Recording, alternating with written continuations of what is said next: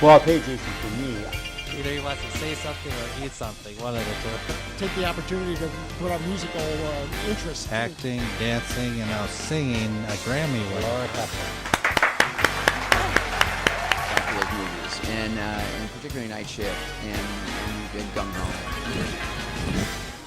Really? Never knew that.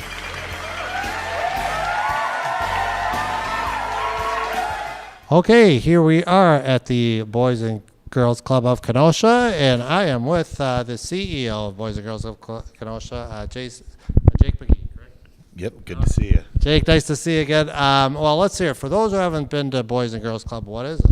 Yeah, so we're the largest provider of youth activities in Kenosha. We'll see just about 10,000 different kids walk through our door over the course of a year, and excited to give you a sneak peek of our after-school program, show you some of the sports stuff, and a little inside look at the work that we do every day. All right, let's go take a look. Okay, Jake, we're entering here the first room area, and what are we here? Explain what we got. Yeah, so we're in our youth center here today. It's about to get noisy. You might see a lot of kids coming in off of our bus. We actually do a Gus the Bus, we call it, program initiative where we'll bus kids to the Boys and Girls Club for free from 9 different elementary schools. So this room here is dedicated to our 6 through 9-year-old kids. The first hour that you're a part of now from 3 to 4 is fun and games. So as they come in through the door here, it'll be a little bit noisy as they burn off some steam after school. But from 4 o'clock to 5 o'clock every day, we'll do homework hour. We call it the power hour. Something educational. Some days we'll have Gateway Technical College come in and do some nursing types of activities. We'll have a local bank in town come through and teach kids money matters and some programs like that. Or we might even just have a local hospital like Aurora come in and teach the kids how to make a healthy snack. So it costs these kids only $20 for the entire year. So it's 7 cents a day. The kids can come from 2:30 to 7 o'clock at night, and included in that $20 per year, we're going to give them a hot, healthy dinner too before they go home. 28,000 meals we pumped out of our kitchen last year, but our chef takes a lot of pride, putting together really good, nutritional, fun meals for the kids. So they have fun plus learn things as they go along. Yeah, that's a staple of the Boys and Girls Club. The 3 things we focus on are building character, building healthy lifestyles, and focusing on education. So we've got a couple different learning rooms, a technology room, an art room. Try to have something different for every kid. Art room now, and Jake, maybe we can talk a little bit about this. Yeah, so we thought it'd be fun for you to meet a couple of our kids. I'm with Cassandra right here and Javea. They made some awesome etchings here. Our teacher, Julia, does just an awesome job in the art room. The kids are always doing something fun. We want to make sure that we have something different for any kid, whether it's sports, art, computer lab, games. We've got it all, and these are some of the cool projects that we work on at the Boys and Girls Club. Wanted you to check it out. Do you have fun here at the Boys and Girls Club? Yes, I do. Yes.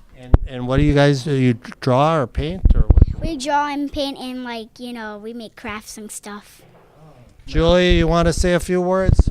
Julia, why don't you come over here? Now, Julia, you're an art teacher. You're an art teacher here. Yes, I'm the arts coordinator here at the club, and these are just examples of when we bring in outside artists to come and show their skills to the kids.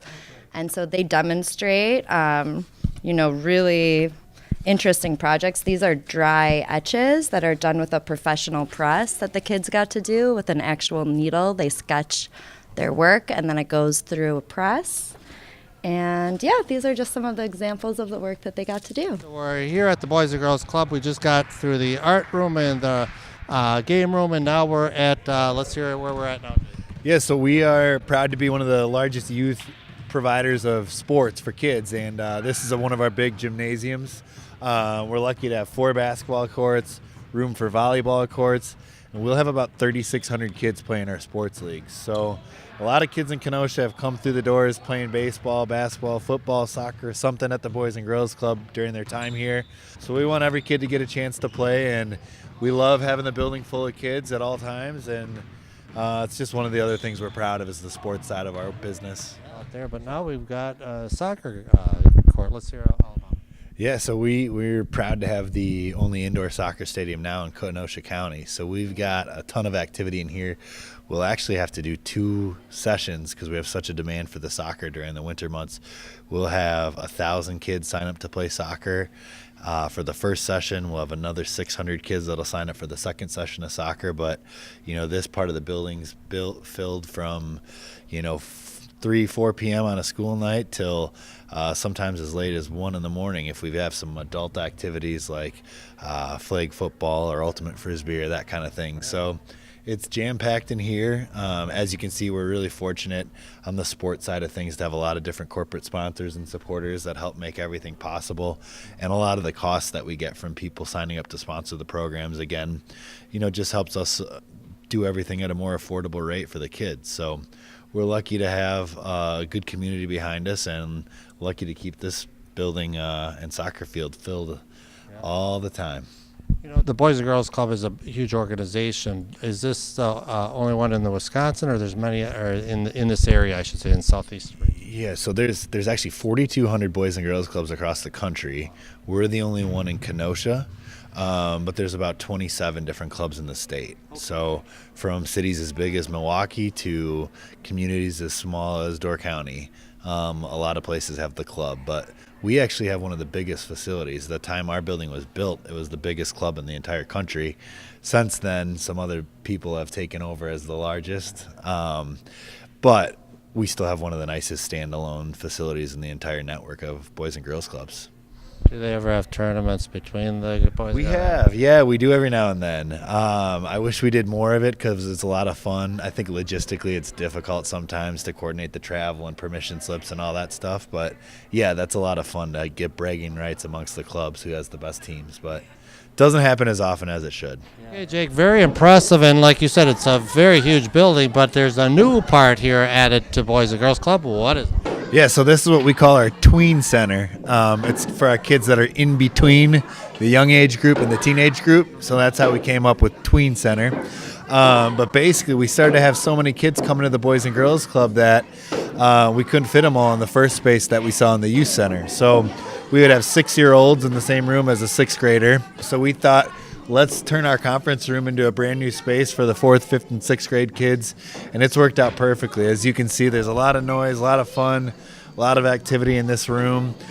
We've got games, fun, a digital 3D printer, and just a lot of positive energy and atmosphere. And I think, we knew we did a nice job with this room when we had teenagers trying to come to the Tween Center. It's not often the old kids want to be by the young kids, but we created such a cool new space that they wanted to. Same situation. Do you have speakers or any type of lectures here for the kids, or any learning thing, or is it more of just that recreation? No, we'll definitely do educational hours and that type of thing. We had Amazon come in and do a robotics class. During that 4 to 5 period, we'll always do something educational. So even these kids quiet down. This is the first hour of them blowing off steam, but 4 to 5 o'clock before dinner, every kid's got to either do their homework or do something that's what we call enrichment programming. Something good for you. Was a lot of this donated, or did they purchase it? Yeah, so we actually worked with a new company that came to town. Haribo, the gummy bear company, made a donation to purchase all the equipment and games, and then Spectrum donated $5,000 worth of tablets so that we can do some online educational games. And IKEA, the new store in Oak Creek, did all the remodel and furnishing of everything. So the whole community coming in. Yeah, you'll see that the theme. All the work we do as a nonprofit, like I mentioned, we charge $20 a kid. We don't make our money on that. We need a whole community to kind of contribute to make the impact that we want for kids.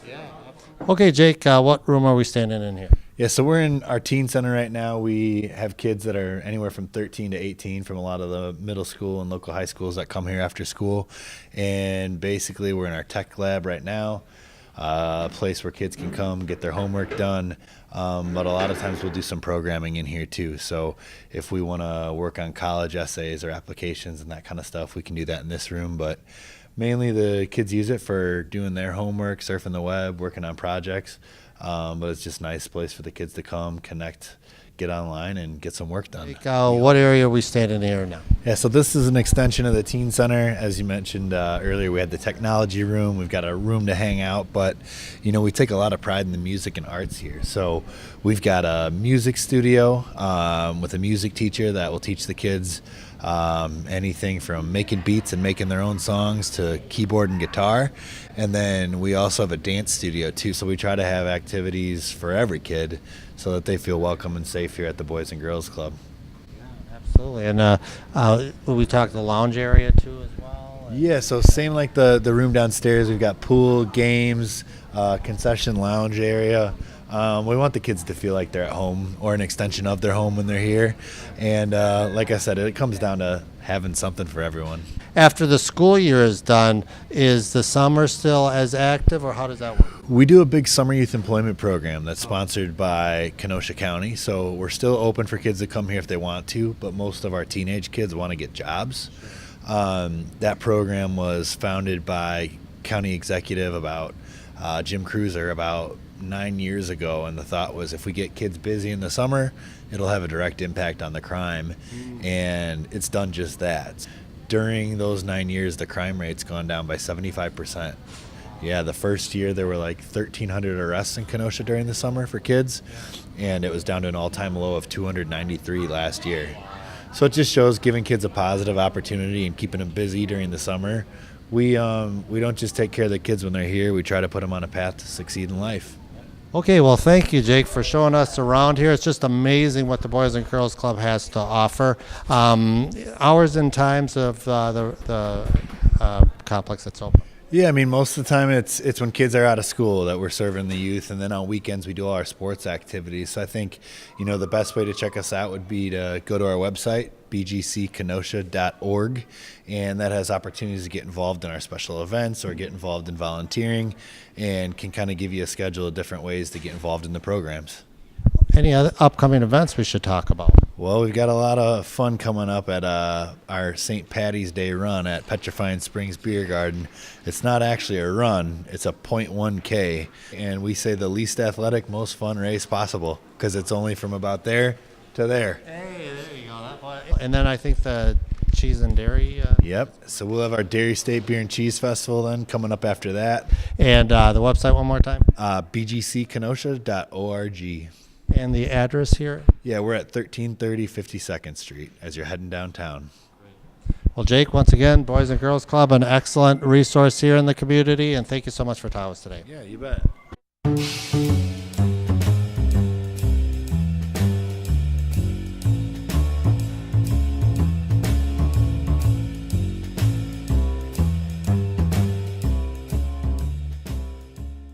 Welcome back, and once again, thank you to the Boys and Girls Club of Kenosha for allowing us to see their facility.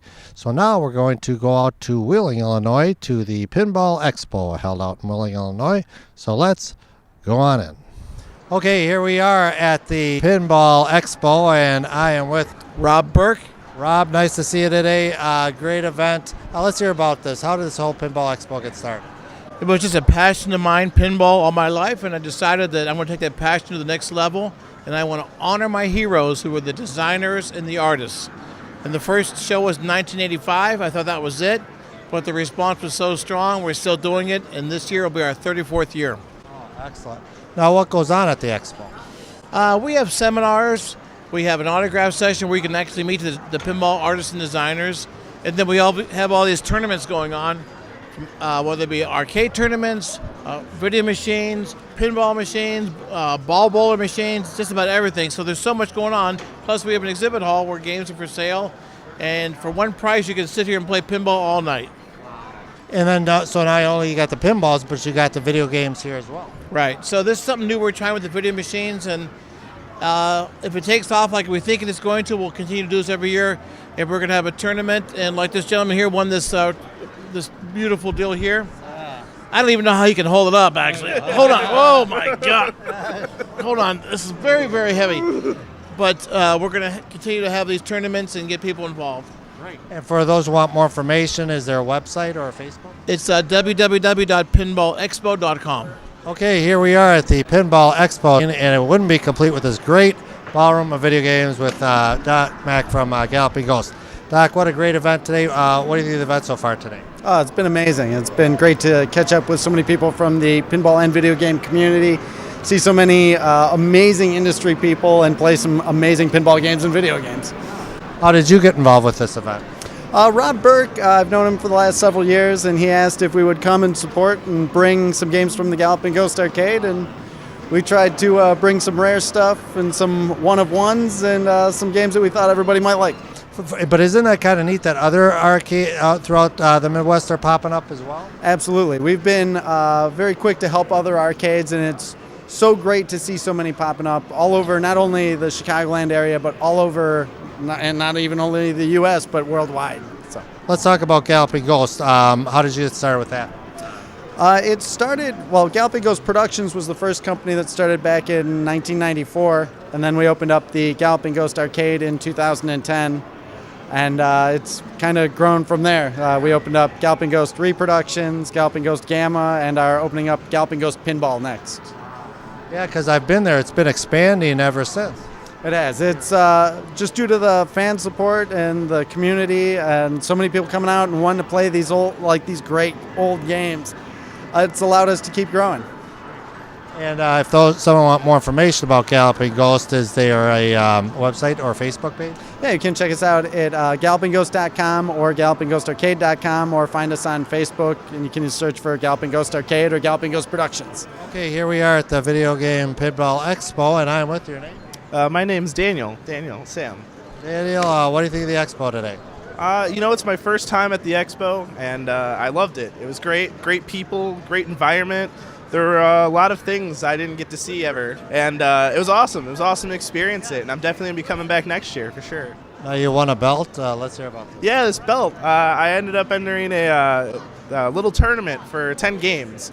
A couple of these games I actually had experience with because they showed up at the Galloping Ghost T20 tournament. So a couple of them they're pretty rare. I came across them thanks to that tournament, so I did have a bit of experience, but there are a couple I went into, actually it was my first time playing them, like Gunsmoke. I never played Gunsmoke before, so that wasn't easy. What's one of your favorite games you like to play? In the tournament or just in general? Just in general. One of my favorites that I love to play is Initial D. It's a really fun racing game. And then there's also a skating game, which I haven't been able to find. Most of the places that had them, it's gone, called Top Skater. It was one from the 90s. I played it when I was a kid a lot, and I love that game. Love it. Whenever I get a chance to play it, I got to put some quarters in it. And what system? Is it an arcade stand? Arcade stand. You actually stand on a skateboard to play it, and you jump and when you jump, the players do tricks on the screen. Very cool. Was there a certain pinball game you like to play? Yes. My all-time favorite is Metallica. Metallica is my favorite pinball machine. I think a close second would probably be, I'd have to say AC/DC. Well, thank you so much for coming to this expo. It's a great event. Thanks so much for talking with us today. Oh, thank you so much. I'm glad I got a chance to get this interview with you. All right, congratulations. Thank you. All right, what's your name? Paul Zimmerman. Paul, what booth are we at today?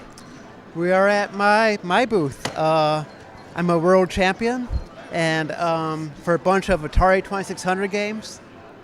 I actually sell ones that I signed for customers to stop by. And I'm actually card number one. There's a whole series of trading cards, video games, and also pinball. And there's over 3,000 cards, and I'm card number one. Now, you're a champion of pinball or arcade games? Actually, home console mostly. I play it all, but yeah, official records I have just for home console. Where did this all start? Oh, probably in 1980. Really? Yeah. What's one of your favorite home console game, and why? Oh, that's a good question. Probably maybe Demon Attack. It's an iMagic game. Yeah, this one I played often when I was a kid, and I just got this record for it a few years ago. Now, when you get the record, or do you go online on who's the most? How do you rank yourself? Well, Twin Galaxies is a company that does, they cover console games, arcade games, and pinball games. And pretty much you got to record yourself playing the whole game. And then before they had referees that would, you mail in the tape to them and they would watch it. But now there's new owners and now it's kind of different now. Now you pretty much have to upload your video onto their website. Now everyone in the community votes. And if they think that's a record, agree that there's no cheating, it's correct, then they vote yes. And then depending on how many votes you get, and also it could be declined. So if enough people say no, it's not a record.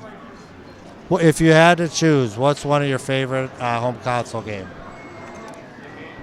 Game or system? Atari 2600 is probably close to number one. That was my first system. And then I really enjoyed the Nintendo Wii because it was pretty simple. Most of the games are pretty simple for, like the Atari 2600 was simple and fun. The Nintendo Wii was simple and fun too, I believe. That's what I feel. And your favorite game? Probably the Demon Attack. Also Berserk. Well, on that note, I want to thank you, Paul, for coming on down to this event. It's a great booth you got here, and thanks so much for talking with us today. Jim Shellberg. Jim, what booth are we at today? We're at the Pin Game Journal booth. The Pin Game Journal is a magazine for pinball collectors. It has all sorts of history stuff, lots of great pictures, and we're here to support the hobby of pinball collecting. Such a big event. Why has pinball been around all these years? People have nostalgia for what they did as a kid. And a lot of the people that are in this room grew up playing pinball. And then one day, all the pinball machines that used to be in every corner store, restaurant, and bar just disappeared. But the memory of the machines is still in people's heads. And this expo this weekend is so people can relive their youth. Do you have a favorite pinball you like to play? Yes, I like Gottlieb's Mayfair. It was the first game I played. I really love that game. So those who want to read the journal, is it online or is it how do you get a hold of it? We have a website and we also have subscriptions available. You just need to go Google Pin Game Journal. And I am with your name? Kim Lerman. Kim, what booth are we at today? This is Lair Mods. And what is Lair Mod? We make add-ons, lighted add-ons for your pinball machine, so you can customize it to make it unique just for you. That also makes the pinball game more attractive. Yes, exactly. So we basically, our motto is we light you up, we light up the dark areas of the game. So we light up the trough area where the flippers are, the backboard area, which is usually dark. We light up the translights behind the art back there. And then we add toys to the game that complement the actual theme, and they light up. A lot of them are interactive, a lot of them fade in and out, or some of them just stay lit. Then there's the lighting mods that we also add to the game just to, we have under cabinet lighting as well. Pretty much anything to make it pop. And what do you think of the expo today? It's terrific. We really enjoyed it. We came a long way. We're from New Jersey, so yeah. If someone wants more information about Lair Mods, do you have a website? Yes, we do. It's leirmods.com, LERMODS.com. Well, we thank you so much for coming out to the expo, and thanks so much for talking with us today. Thanks for having us. And I'm with your name? Christopher Franchi. Christopher, what great artwork you have here as well. Let's hear about this. What's your booth all about today? Oh, well, it's all about my artwork. I got a little bit of everything. I'm here because I do artwork for pinball machines. I've done 1966 Batman and the Guardians of the Galaxy, and I've got 2 new games coming out in the next couple of months. And so yeah, they asked me here to show off some of my artwork, so that's why I'm here. Very colorful as well. What do you use for your artwork for painting? Primarily do acrylics, colored pencils, gouache, stuff like that. Also, I use obviously Photoshop, so I'll do original illustrations and then scan them into Photoshop, and a lot of times I do the backgrounds in Photoshop or whatever, just because it's modern tools, makes it easier. How'd you get involved in artwork? Ever since I was a kid. right out of high school, I started working for a menu company and then a T-shirt company, and just ball kept rolling from there. Just something I always wanted to do. So. Well, with all these pinballs and all this attendance, why is there that pinballs have been around all these years? I think because it's it's a tactile game. You feel more a part of it than a video game. Video game seems to be like something that's almost plotted out for you, and you can go up, down, right, or left, and that's it. But pinball's real. The ball rolls around. You control it by tilting the game. You can nudge the ball, and it's interesting, fun to look at. With the lights and everything. As they say, a world under glass. Whatever, if it's Star Wars or something you care about, it's like this little box of lights with fun stuff, with a license that you love or whatever, whether it's a superhero or a movie. And I don't think that'll ever go away. It's something that's fun to do. You can play up to 4 players, so you can have 3 of your buddies with you, and it's more conversational and fun and interactive than a video game is. So I think there's always a place for it. Well, you come into play because as I look around the room, it is the artwork that has to attract the person to come to the game as well. Wouldn't you agree? Yeah, absolutely. It's the first thing they see, and it's what's going to bring that property to life for them in the game. So it's obviously very important, and I'm glad that I'm the guy that provides it. No, again, it's just absolutely terrific. What's one of your favorite pinball games? My favorite pinball game? I'm going to say Batman 66, not because I drew it, but because I love it. I've loved Batman since I was a kid. That was my first game that I designed, and I just think what everyone else brought to the table building that game, the game designer and the people who do the code and all that just integrating the property into that game, they did just a perfect job. So I think it's the perfect game. Well, once again, Chris, this is an excellent artwork that you have for the pinball games in your booth as well. Do you have like a website or a Facebook page? I have a Facebook page, which is Metaluna 5 Media, METALUNA, the number 5 and the word media. And that's where you can see all my artwork. Well, we thank you so much for coming to this expo. It's just a great event. Thanks so much for talking with us today. Thank you. And I'm with your name. Jaden Burke. Great event today. Maybe for those who haven't been to the Pinball Expo, what is it? Pinball Expo, it's honestly, it's for everyone because we have tons of pinball machines here, a lot of arcade games, tons of vendors, tournaments. It's just a great time for everyone. Great. About how many pinballs would you say roughly are here? There's a lot here. I would say well over 200, 300. We got a lot of games here. Now, how did this get started?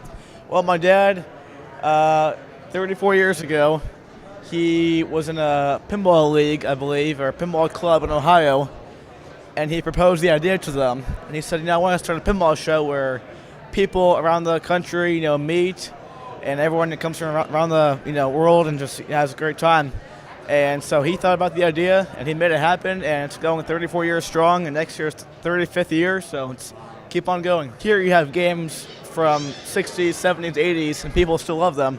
I think pinball, it's really for everyone. You never know what way the ball will bounce, and it's just there's so many cool features to it. I love it, and everyone here loves it too. If someone want more information about the Pinball Expo, is there a website or Facebook? Yeah, there's a website, pinballexpo.com. We also have Instagram, Twitter, so come check us out. Well, it's a great event today. Come on out to the Pinball Expo, and thanks so much for talking with us today. Yep, all right, thank you. Appreciate it.